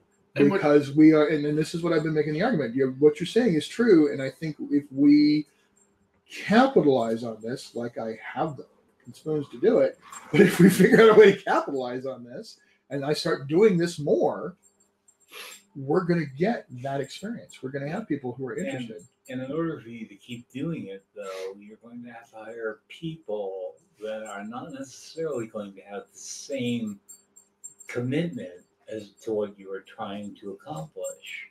Bean counters here are a real problem in the modern gaming industry. No, it's going to be like this. It's going to be ad hoc. It's going to be a camera stuck on a computer like that. And that's how it's going to have to be for a little while until we get to a different level. While, but eventually you're going to wind up blending into that other problem where you're going to have to hire people. I would love to have that problem. I would love to have that problem. Well, but the thing, though, is that, for example, with Acquisitions Incorporated, the C team, which has got a custom, I mean, they're in a studio. These guys are already made bank with PAX conventions. They had the money to outlay to do, and they had already actually attracted everybody because for whatever reason, when 4th edition D&D came out, Chris Perkins and the guys said, hey, we know some people who are local in Seattle. We can use them to teach them, and then they can go to their followers. Critical Role, they already had Geek and Sturdy in existence. So some of these, the studio was already there, and yeah, we would have to do some crazy Kickstarter and raise probably like $100,000 to try to create a studio, and then it starts becoming kind of a job. Zing just posted in the chat, says the fact that you're doing short 1-hour sessions helps too. I love Critical Role, but I don't always have 4.5 hours or 4+ hours to invest in the show. Yes. So that may be a niche that I accidentally discovered as well, is the short bits. Because one, Critical Role, you don't get to log in and potentially be one of the players. No. Critical Role, all you're doing is logging in to watch them play. Well, I've offered something that no other Kickstarter that I know of has ever done. Right. Which is log in and play with me right now, live online for the people to watch. And everything I've just mentioned, and I can't remember what Deborah Ann Wool's show is called. Oh, she's doing a very highly produced. Right. Well, it's with Kevin Smith and people like that. Right. Well, she has her core people and her guests, and she's on Geek and Sundry because Critical Role left. But the point is, you can't I can't just call up Chris Perkins or or Chris Perkins doesn't do a casting call and goes, "Who wants to be in Dice Camera Action?" Acquisitions Incorporated doesn't do it. None of those shows do it. You end up watching that because you're watching the people. You grow to the actors, and I'm using Thank you, Dale. Okay, I'm going to air quote the word actors. The players. They're performers. Yeah, the performers, the players. They're absolutely performers. You tune in to watch them, and sometimes and like I don't watch Dice Camera. I don't watch Dice Camera Action because I don't have the energy for that. I got Critical Role. I used to tune in to Acquisitions Incorporated, but Chris Perkins retired because he's probably getting ready to retire. He may be getting ready to retire at D&D. He's been there for 21 years at WotC. That's amazing. And the new guy came in, and I listened to him for 15 minutes, and I went, "I'm done. I don't like the way you run a game. I don't like the way you narrate as GM." But where was I going with this? But imagine. But the point is that. Yeah, you can't. None of those shows, not just Critical Role, none of those shows can you just be like, "Hey, I'm here. Can I play?" No, unless you know somebody and you can be in the studio, you can't play. So yeah, the idea that you may can be be a like space that we are going to create that doesn't exist yet. All right. So the idea that you get the first 6 people show up and you're like, "Yep, we're going to run a 1 hour what did game." I just say? It's a thing, though. I think it says something positive. I like the take on that. The trick would be, well, there's so many things. Yeah. Now So you guys know how this happened, right? You, Michael, I know you know this, and Jennifer knows this. Glenn, you may not, but then just for fun for the 21 people watching right now and whoever watches later. I'm not going to get into too many dirty laundry things, but let's just say we had certain plans going on that we thought were going to play differently than they did in terms of our marketing and promotion. And I woke up the morning we were supposed to launch this thing going, we don't have a plan for what we're going to do on day one. It is day one. I am waking up on day one, and we don't have the plan I thought we should have to do this. And I literally woke up about 5:30 in the morning, I think, freaking out, going, what am I going to do? What am I going to do? I laid there in bed for a while. By about 7, I got up and said, all right, this is what I'm going to do. And I started broadcasting live on Facebook. Just here, boom, here we are, Facebook Live. Come talk to me. And oh, hey, we're going to do 1-hour demos. I'm going to use the Kickstarter live system, which, by the way, yo, Kickstarter, you're shutting this thing down, hacks me off, because what a brilliant thing this is. The system works really well. Why are you shutting this down? Because it is such a great tool. Anyway, so by the way, this is, I'm one of the last people using this system. I don't even know if it's going to shut down at, it didn't shut down at midnight, so hopefully it will go into some point in the morning. But if it shuts down at some point while we're live, I'm going to have to kick over to the P&PUE, or the Prowls and Paragons Ultimate Edition page on Facebook. But anyway, I just said, I'm just going to come play. I'm going to set up 1-hour demos. I set up a schedule. We posted the schedule far and wide. Everything I posted was that. And I said, people come play. And I had a core of people who would come and play. Other people who wanted to join in. Dale was one of those. And between that and us doing the 1-hour demo or the live Q&As on Facebook, and they were doing the live Q&As here, and just having a live interactive experience that was not about tune in and watch other people have fun and hope it's interesting. But you could tune in and potentially be a part of it one way or another, whether you were kibitzing and we were talking to you directly, or you were actually one of the players. And I think that's a space that we could have some real fun with. And I think you talk about the future, that kind of thing I could see being the future. Is more or less I'm tuning in to watch entertainment. I'm tuning in to be a part of the entertainment, which is the entire point behind role playing anyway, isn't it? Mm-hmm. I agree. Exactly like I said, people. There's a weird combination, and you can see it in the culture and in the entertainment and everywhere. There's a weird combination of nihilism and optimism, wherein on the one hand, people are so sick of everything and they're disenchanted, but they don't want to be. Role-playing offers a unique and what should be safe space to explore the boundaries they're in and to find hope again. Yep.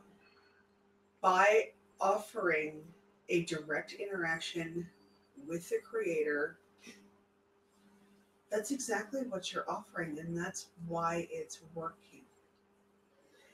because then they feel like they can have an impact on something that is unfolding around them. I remember having some of those live Facebooks, and we were having like the little contests and bounties and stuff like that. And I'm watching the numbers tick up because people are personally engaged. You know, that's why I keep trying to tell some of these guys who all they're doing is sitting back and watching the numbers on the broad, scale of, it's all about the math and the metrics. I'm like, okay, yeah, I'm not going to argue with you. There's a science to it, but somebody's got to be in the trenches doing the actual work while you're measuring those metrics. Who's out there actually digging the ditch while you measure how many ditches we made? That's still got to be a part of it, especially because of how personal role playing is. The whole point behind a role-playing game experience is to have a personal connection to what's going on somehow or another. And beyond, but this is interactive. This is what made this hobby so different. I'm playing a game, but I'm playing a game where I have a personal investment and I actually care about what's happening to my game piece, which is my character. This defined role-playing from the very freaking beginning. So, and one of the things I will say too is I think. Right, I remember those, Dale. Dale Roberts was like, that's why Harley's AOL chats back in the day were so important to me. Dude, I was part of that initiative, and Bruce was amazing back then. Absolutely correct. AOL, Hero Games, we were some of the first people to figure out how to use America Online as something more than just a place to stick ads on. So one of the things I would say too, though, is that there is a benefit to the gigantic popularity of Critical Role.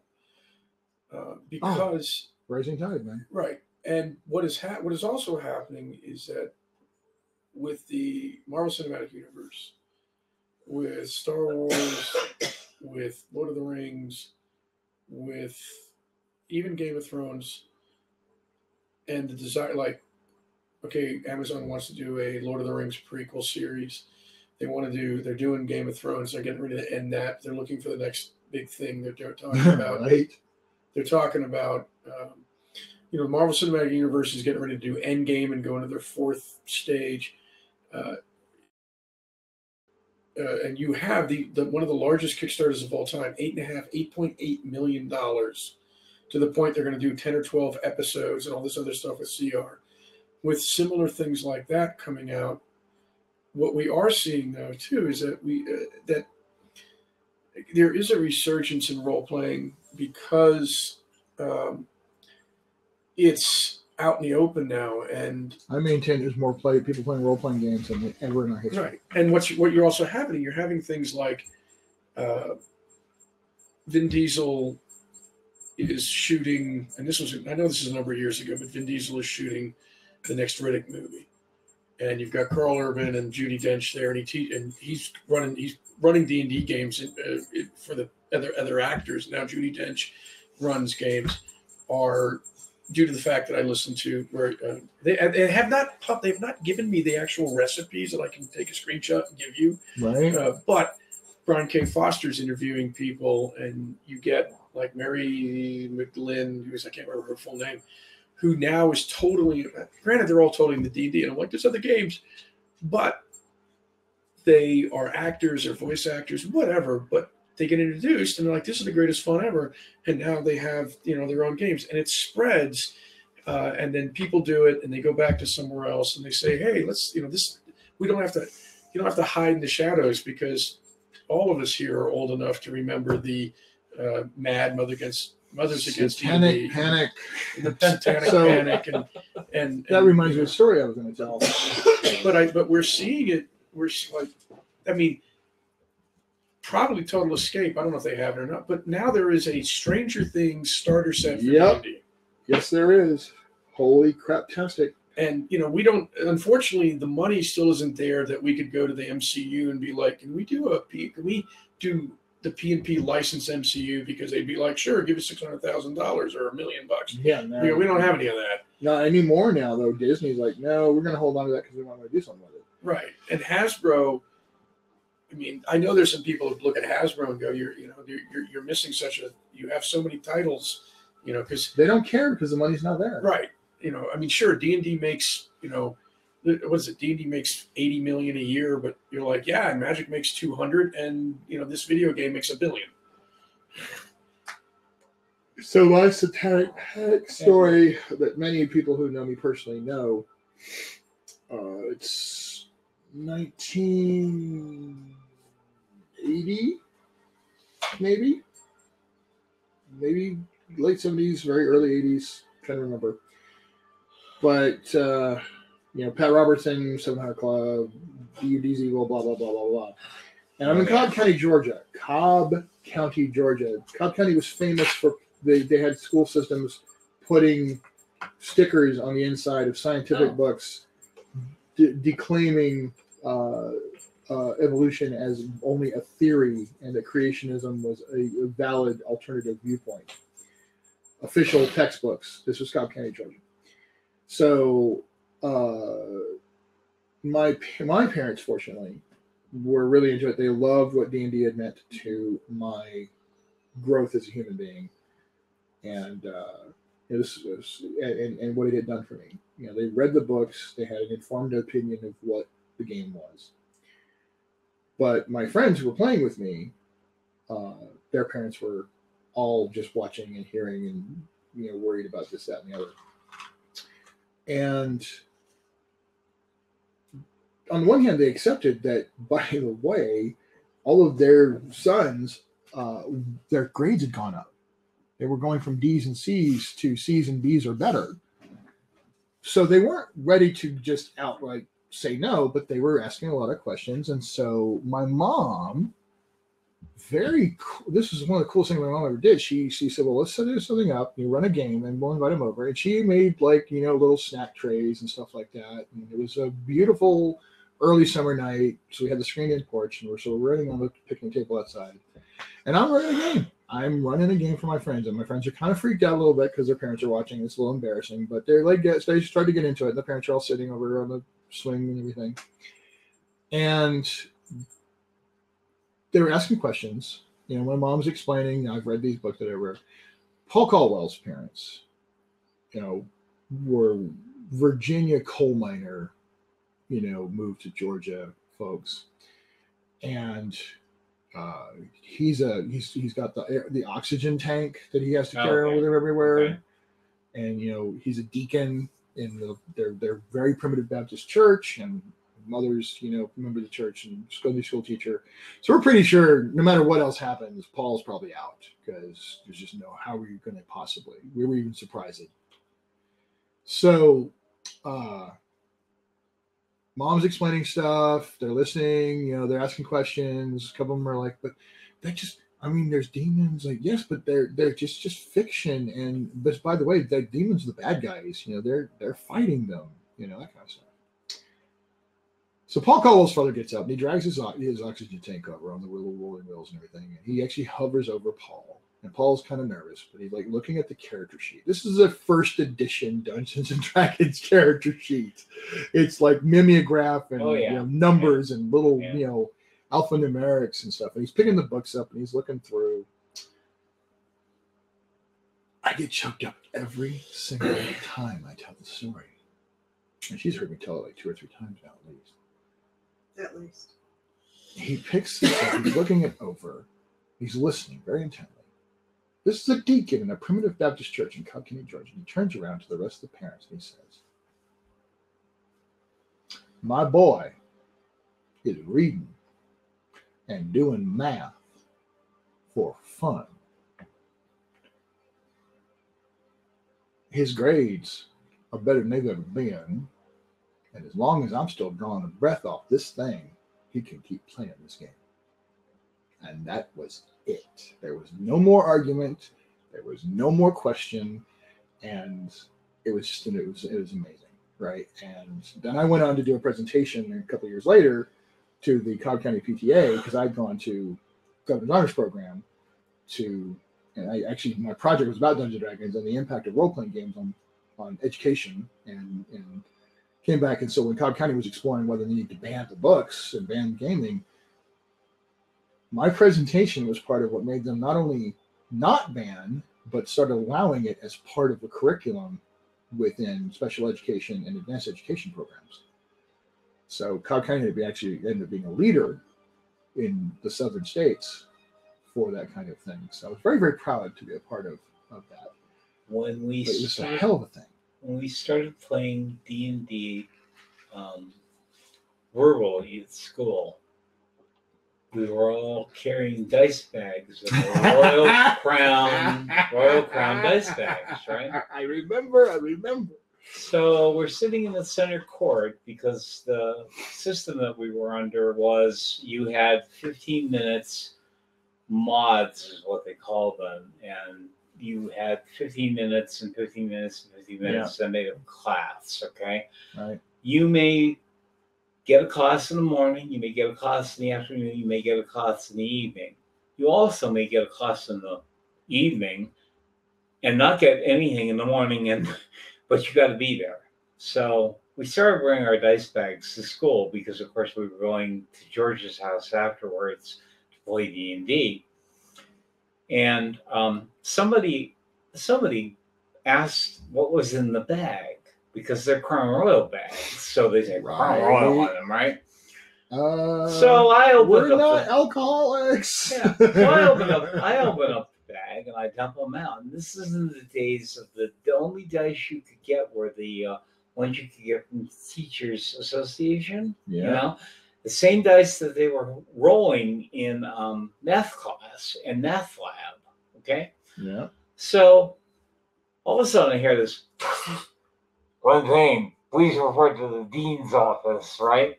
Oh. So up we go. That's not a happy sound. Up we go, right? Sophomore in high school, figure I'm dead meat, whatever the hell is going to happen. We get into his office, and the first thing I notice is on the left-hand side, as I'm walking in, he's got nothing but science fiction books in a 3-tier bookcase on the left-hand side. Mm-hmm. 2 chairs in front. He says, "Gentlemen, would you please sit down?" So George and I sat down. He says, "What are you doing out in the center court?" And I said, "Oh, somebody asked about this." And I put the Crown Royal bag down in front of him. His eyes got a little large. And he said, "What's in the bag?" "Oh, no problem." Open it up and dump the dice out on his table. He sits there looking at the different dice. Because in those days, you had to hand paint the dice. Right. With each, in order to be able to get a D20. And he says, "Interesting." He says, "They have these in the math lab, don't they?" We said, "Yeah." He says, "So how are you gambling with these things?" And I said, "Well, we could come up with a system if you really want it, you know?" And George said, "Yeah, we'd have to play with the odds and numbers and everything, but we could do it." And he says, "But you haven't done it, right?" And we went, "No, of course not. He's, we're just carrying the thing. We're just carrying the things so that we can play afterwards." Start from tomorrow. Something happened. Yeah. Everything froze. Give me a second. Okay, come on, really? Okay, so pro tip. When a person in authority asks you if you're using them to gamble, you don't say, "Well, we can figure out how." The answer is no. Oh, no. Honestly, dude. Surprisingly enough, because I looked around the office before we started talking and saw all the science fiction books on the left-hand Well, there you side, go. I said to myself, this is a guy who's going to understand. Mm-hmm. If we're honest with him and tell him, "No, we haven't been gambling," Right. but He's one of our people. But he's going to ask the next question down the line. It's going to be, "Well, could you figure out a way to do it?" So we answer right up front. We're showing him that we're not trying to be aliens or disturb people or secret gamblers. Oh, that can't be good. Yeah. You got a blue screen of death. All we're doing is we're being honest with him. And I have always found that no matter who is in authority, with the exception of 1 or 2 people who love being in authority. So if you're honest with them, the other computer has gone kablooey on us for some reason. and is currently done a blue screen, needs a restart, and they're collecting data. So at this point, I'm off screen because I'm over here dealing with it, and you're just hearing the others. Apologies for that, folks. We'll get the other camera back on as soon as possible. So I figured honesty was the best policy in this case. Okay. So he looked at us for a little while. He sat there very quiet, and he looked at us for a little while, and he looked at us, and he looked at us, and he looked at us. And he says, "You're playing that game, aren't you?"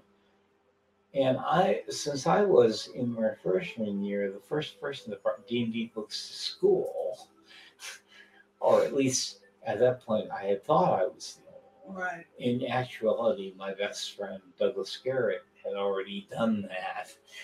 But like you said before, everybody was, proverbially in the closet and nobody was talking about it. Right. So No. how'd you know? We never talked about Right. that So at how all. did you know?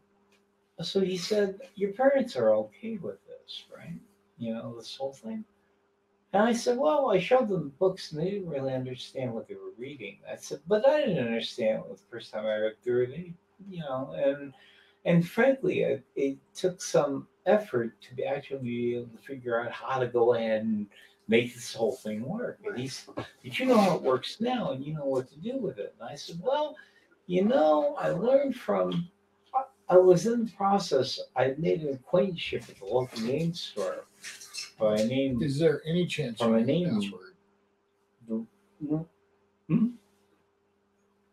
No.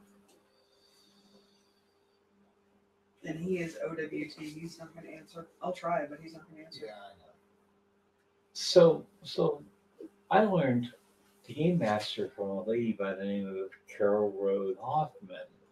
And she had gotten married to Charles Hoffman later on in life, but she's now passed away.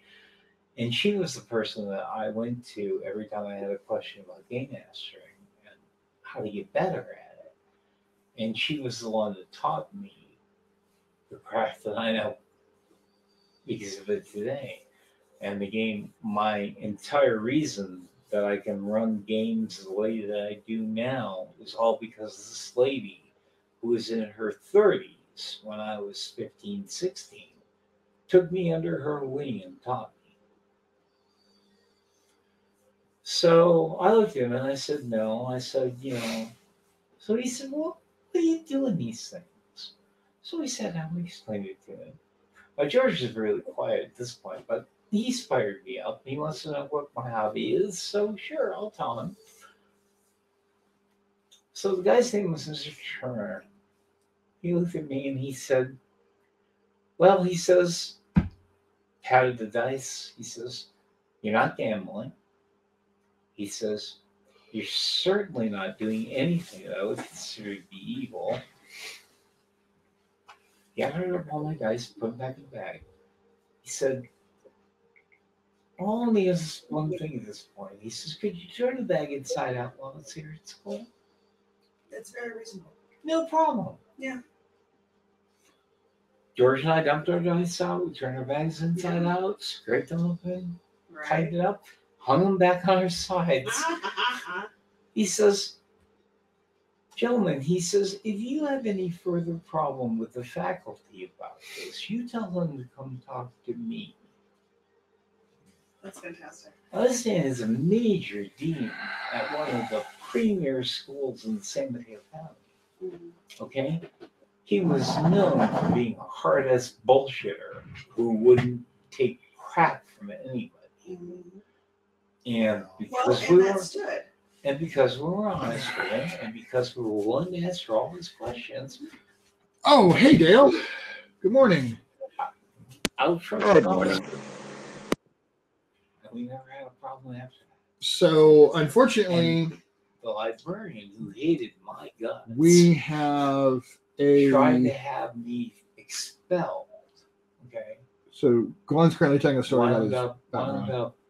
Wound up getting reprimanded by the dean, but almost brought up on charges because he wouldn't let it go. So we had a second computer that we were trying to use. In my third year of high school, that this guy was too crapped out. science fiction so Corey We Williamson, all- who is these one of the things. co-GMs for the co-GMs for the early He game, found out that I was interested in this, and he wanted left his to teach computer a class about to use as our science fiction.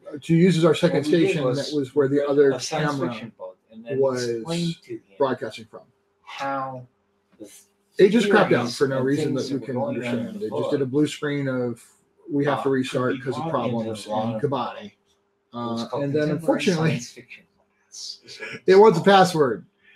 Corey's I was in that bed class for 2 years. away because from here. asked me He to doesn't stay live the here. second year, even though I didn't And get he's got to work in the credit morning. for it, So, and became a good friend. oops. Can't do a So- thing about. When I took my dice bag to the Christian church, I so we're was stuck going with to, or was the primary, part of, And I got to because figure I out was how I'm singing going in choir at the time. to reset, All hell you know, broke loose. take this computer or take this camera off so I can use the other camera to give it at least a And- broader room kind of thing. Sean. Huh? Or we wait until Corey wakes up in a couple hours. Yeah. Maybe. I mean, people can still hear everybody talking, but Can we turn that camera around? or we could do that, and you know, Maybe you whatever. can sit over here with us. I could sit over there, which I might do. I'm still thinking about it. So I'm just checking to see. Yeah, exactly that, Dale. Corey's computer totally did that. I'm gonna take a break now. Corey's computer did not sign up for this 24-hour thing. No, it totally didn't. Well, the others And, in church came after. I'm talking to my union. All Which right. was, Well, I was let's put see what I put can on do a here. pillar for corrupting the youth of the church. Yeah. So I was in the youth choir. I was in the youth choir. I was in the youth group that used to do that because I used to believe in the Christian religion. Only gonna get I him. don't anymore. I have my own idea of what's going on, and I've had too much evidence that Or I could just put that there. I haven't. Fantastic view too. Yeah, well, And welcome to 4 a.m. dirt. Yeah. In fact, 4 a.m. on a 24-hour broadcast. So I should point out that I've been up director, since. choir director, the You've only been up 21 hours, you're fine. Huh? the choir You've only director, been up 21 hours, you're Yeah, I've fine. already been up. choir director 21 had passed, and hours. 3 of the elders went out. Well, see, I got up about. Right. I woke up about 5:30 in the morning local time And because the my new brain youth does that to minister me. that I hired said, I did go back to sleep, "Could you run a game?" but then I for woke me?" back up again before 7. He said, "Because I a.m. really don't So understand." I all was this already stuff." 3 hours plus before Sat the down thing to kicked the off. house that he lived in, just So off the church, I'm running on. taught him how to play. Oh dear God, Corrected help his me! math. I don't even know. I'm dirt, and it's not like it gets So at the easier end the of older whole you get. thing, and we're So, talking not I don't know. one session. He wanted Uh, 4 or 5. So I'm trying to decide if I have the At the end of that cognizance to session, He switch. says, he says, I cut time. I out of my was trying to see if I have schedule the cognizance to see switch whether or out to not put you the were other a camera on Satanist. so that He we says, can do a "This broader must be room you view. said." He says, "You brought all the books over to me. I think we could Answer give all it a my shot. questions, and then you Careful. show me how to Careful. play this game." What are you doing? No. We No, just plug that one into Sean's computer. Yeah. Is what I'm saying. is what yeah. He says, "I don't have a problem with this." We will have to move it And over. he says, "You won't have a problem with it anymore. The choir director and everybody else will be told to go take a walk somewhere if they feel real." So, stand by. Yeah. Actually, Yeah, Dale, you that may was have the to last maintain the time broadcast I while I do this. I don't know. Let's see. About it. That is no problem. Roger that, brother. Thanks for being part of the team, Dale. Yeah, which it's almost like the accidental player we had for the ATF game. Dale just sort of That's pops. still one of the best stories ever. Dale just sort of pops in In all of and its ridiculousness. is like, being all supportive and everything. It's gonna have to be over on this side, Michael. Well, it's gonna be. We have to put it over there. Or I don't know. Hang on. I just unplugged the camera. Hopefully that doesn't. I don't want to do any of this. This is all alien to me. Right. Well, wait a minute. Oh, I'll tell you. I just have to figure out where that's going, and I may have to switch it over. Yes. I used to work for I think the we're going to Digital switch. Corporation. I'm trying to figure out what that's going to. That's the speaker. Turn up major it's not. computer system. No, it's not. It's a big microphone? I think it's the microphone. Yeah, I So- can still hear you guys. So Yeah, but I'm about to have to unplug the microphone to. They- to do Oh, this. okay. Stand They by. wound up. Yep. Um, well, guys, it looks like it's just me for a couple seconds until they get that camera fixed up. It shouldn't take but a few moments, though.